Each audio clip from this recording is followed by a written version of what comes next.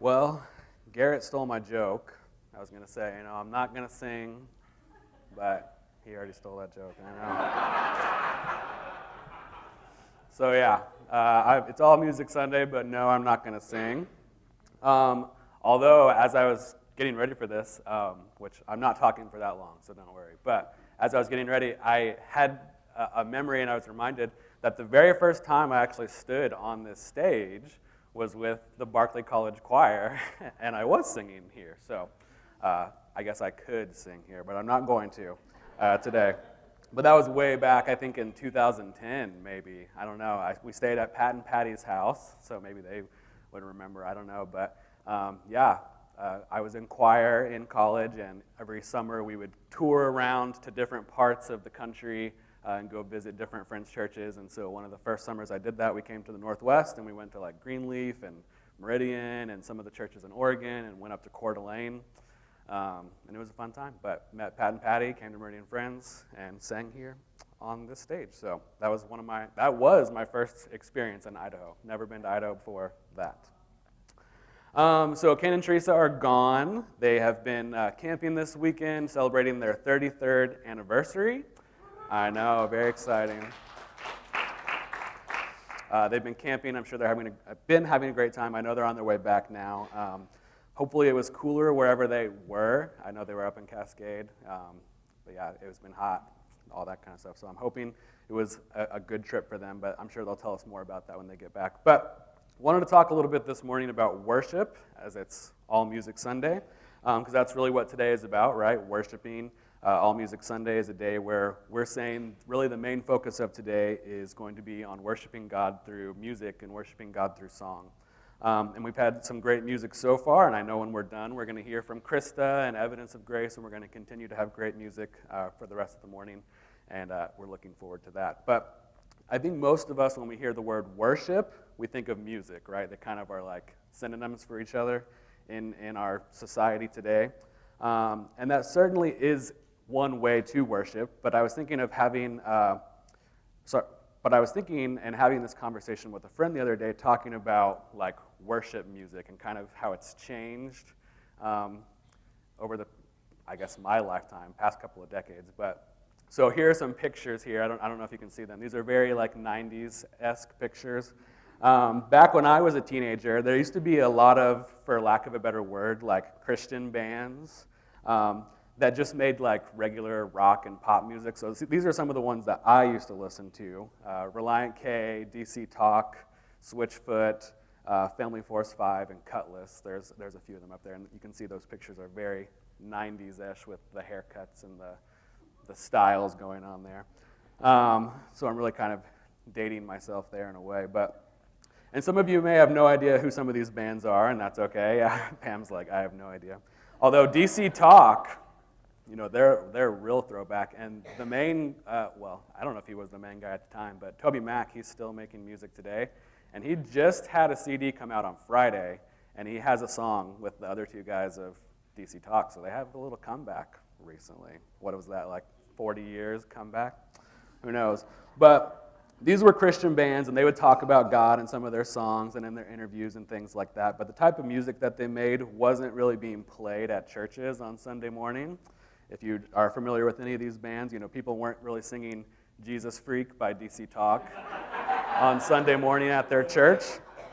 And if there was a church that was doing that, I would like to go back in time and like visit that church on a Sunday morning, because that would be very interesting. But so a lot of like Christian music back in the day was, I guess, more like rocky, grungy. Of course, there was like Amy Grant and people like that, but probably in like the last decade or so, there's really been like a rise of bands and worship groups like Hillsong United. They're kind of like, I guess, the really big popular one, although there's quite a few more now, like Maverick City Music, Elevation Worship, Bethel Music, Red Rocks Worship. There's like all these worship bands. If you go on Spotify or Apple Music today and click on the Christian section, that's going to be more of what you see, as opposed to these guys who are not really making music anymore.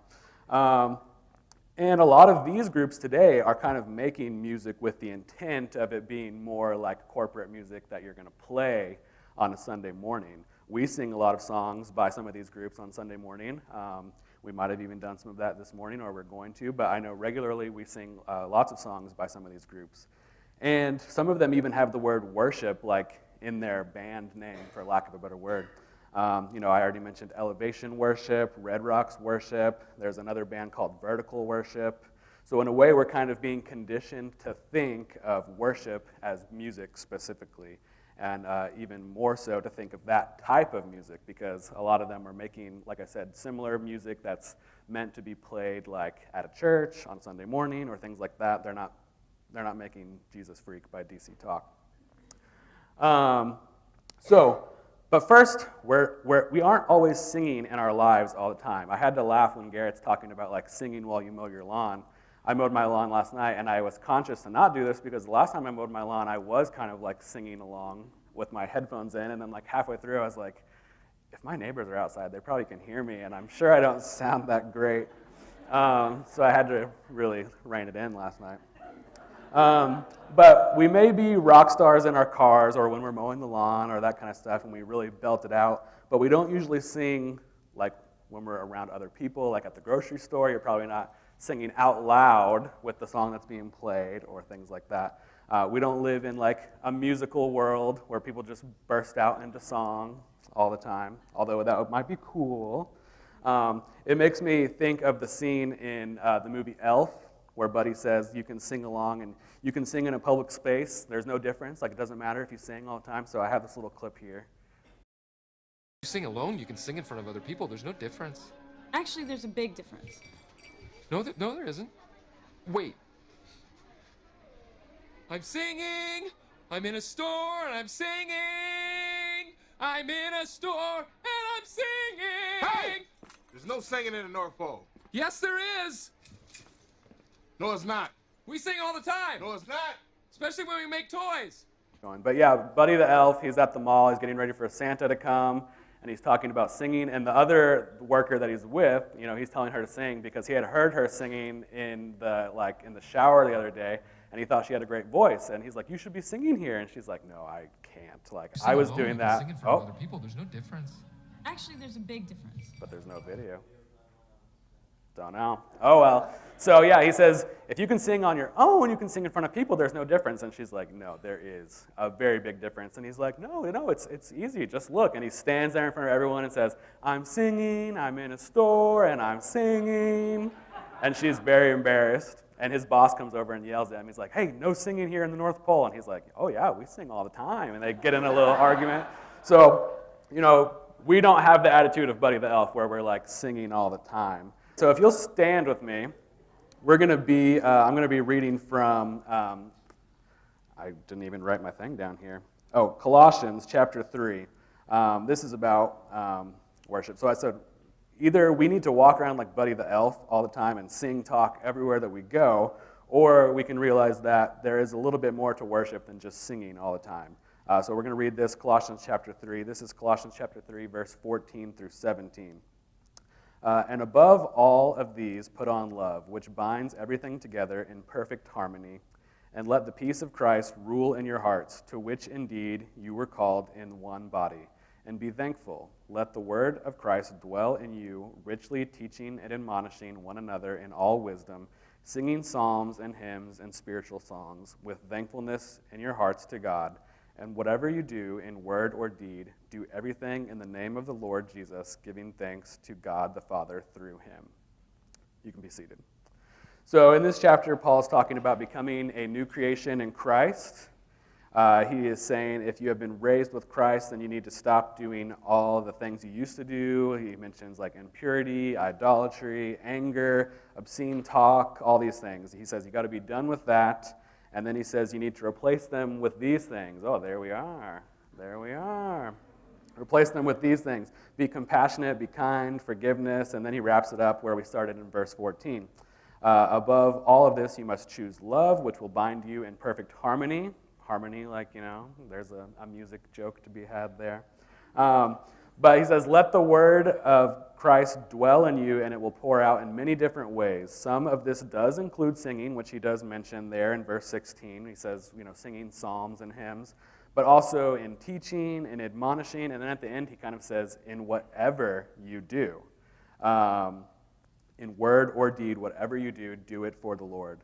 So maybe you aren't a musician, maybe you're not a musical person, but there are ways to worship and use our gifts and talents to bring honor and worship God. So I'm just going to rapid fire through a few different things here, and then we'll wrap this up. But in Exodus chapter 30, it says, and I'm going to read this, and there's some, I always tell the youth when we read stuff, I'm like, if there are names or words in there that you don't know, just do your best. So there are names and words in here that I'm just going to do my best. So there we go. Exodus 30. Then Moses said to the people of Israel, "See, the Lord has called by name Bezalel, the son of Uri, son of Hur, son of the tribe of Judah. And he has filled him with the Spirit of God, with skill, with intelligence, with knowledge, and with all craftsmanship, to devise artistic designs, to work in gold and silver and bronze, in cutting stones for setting, and in carving wood, for work in every skilled craft. And he has inspired him to teach, both him and Aholiab, the son of Ahisamach, and the tribe of Dan. He has filled them with skill to do every sort of work, by an engraver, or by a designer, or by an embroiderer in blue and purple and scarlet yarns and fine twined linen, or by a weaver, by any sort of workman or skilled designer." Oh no, that was all on there. So here we see someone who uses the skills of craftsmanship to worship God, engraving, embroidering, using different yarns, weaving. These are also skills that I do not have myself, but maybe I know some of you. We actually got some really awesome blankets and things for Jonas when he was born, so I know some of you really have that skill of weaving and embroidering and knitting. But here's someone who's using those skills to create things by their hand and use them to worship and honor God. Then another in Romans chapter 12, "I appeal you, therefore, brothers, by the mercies of God, to present your bodies as a living sacrifice, holy and acceptable to God, which is your spiritual worship." So once again, presenting our bodies as a sacrifice to God as an act of worship, whether that be through sports, or maybe your job is very physical, just different ways to present your body as an act of worship. And then in 1 Peter 4:10, it says, "As each has received a gift, use it to serve one another as good stewards of God's varied grace." So serving others can be an act of worship as well. Like a year ago, Leah and I did, with the small group that we're in, we did like a study that was called Work as Worship, and the whole idea was like using your work, your like actual job, as an act of worship. So, whether you're an accountant or a teacher, or you work at a department store or whatever, like just thinking about using your job as a way to worship. So basically, worshiping God is something that we should be doing in all aspects of our lives. Yes, we worship through song on Sunday mornings, and maybe in our cars, and maybe while we're mowing the lawn. But like I said, unless we're singing all the time, that's not something that we're doing 24/7. So we should also be worshiping God while we're at work, while we're interacting with a stranger at the store, while we're playing games with friends, while we're doing chores, things that maybe we don't always like. I heard a speaker once say when I was like in either middle school or high school at camp, and this has always stuck with me, probably at summer camp or something, but they were talking about this whole idea of like using your whole life to worship God, and they used the analogy of like, they said if you imagine everything you're doing as doing it for God, then you would want to do it to the best of your ability. And they used the example of brushing your teeth. I know, I see some people laugh. Like in the morning when you wake up and you're still like half asleep sometimes in the mirror, you kind of just go through the motions, you put the toothpaste on, you might still have your eyes closed half the time, you're just like going for it. But we've all brushed our teeth thousands of times. We do it every morning, hopefully, We know what to do. So it's kind of become routine. We can kind of do it half asleep and not really think about it. But if you had the mindset of brushing your teeth for God, you would probably brush your teeth really well. You would want to be sure you brush for the full 2 minutes. You might even go beyond 2 minutes, I don't know. You would want to be sure you get every single tooth, front and back. You might even floss. You never know. I know. So when Paul says, whatever you do, every word and deed, do this in the name of Jesus, I think this is how we need to be thinking about our lives. So we're going to transition back into the music. You may know some of the songs that are coming up. You may not. You may have sang them 1,000 times, and it might be routine for you, but maybe your first time. But let's really get into the mindset of using these songs to worship God, and what does that mean, and how are we going to sing those songs. So I'll invite, actually I think Krista's up first, right? I guess Krista's first. Oh, they're all up. We'll invite them back up, and we'll continue to worship through song this morning.